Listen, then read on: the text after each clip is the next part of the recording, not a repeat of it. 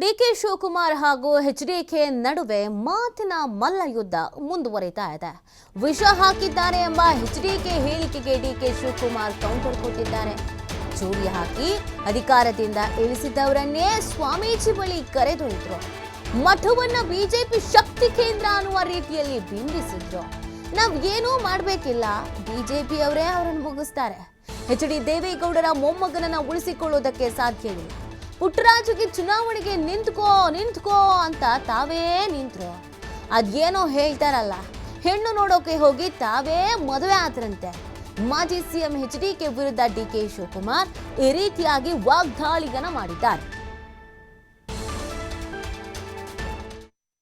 BJP ಯಾರು ಇವನ್ನ ತೆಗೆದ್ರು, ಯಾರು ಚೂರಿ ಹಾಕಿದ್ರು, ಅವನ್ನೆಲ್ಲ ಕರ್ಕೊಂಡು ಬಿಜೆಪಿ ಇವ್ರ ಪಾರ್ಟಿಯವ್ರನ್ನ ಬೇಕಾದ್ರೆ ಕರ್ಕೊಂಡು, ಇಲ್ಲ ನಮ್ಮ ಒಪ್ಲಿದ್ರೆ ಯಾರಾದ್ರೂ ಕ್ಯಾಂಡಿಡೇಟ್ ಇದ್ರೆ ಕರ್ಕೊಂಡು ಸ್ವಾಮಿಗಳ ಹತ್ರಕ್ಕೆ ಹೋಗಿ ಒಪ್ಕೊಳ್ಳ.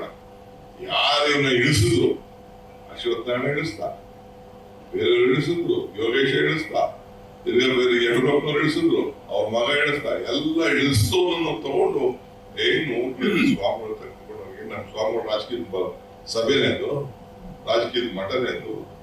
ಏನಾಗಬೇಕು, ಜನ ಏನಂತ ಸಂದೇಶ ಕೊಡ್ತಾರೆ? ಸ್ವಾಮಿಗಳನ್ನ ಒಂದು ಈ ಬಿಜೆಪಿ ಮಠ ಅಂತ ಅಂದ್ಬಿಟ್ಟು ಬಿಂಬಿಸಲಿ ಅನ್ನೋ ದೃಷ್ಟಿಯಿಂದ ಹೋದ್ರು.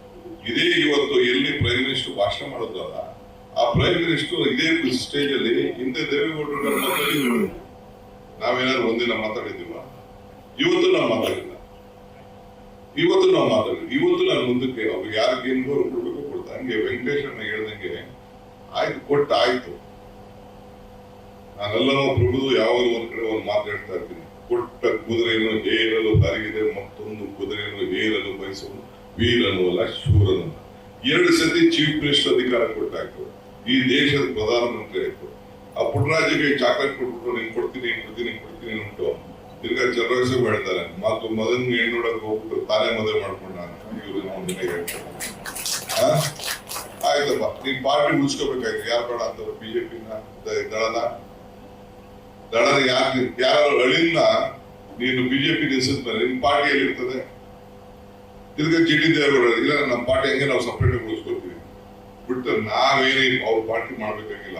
ಬಿಜೆಪಿ ಅವ್ರನ್ನ ಮುಗಿಸ್ತಾರೆ, ನಾವೇನ್ ಮುಗಿಸ್ಬೇಕಾಗಿರ್ತದೆ. ಏನ್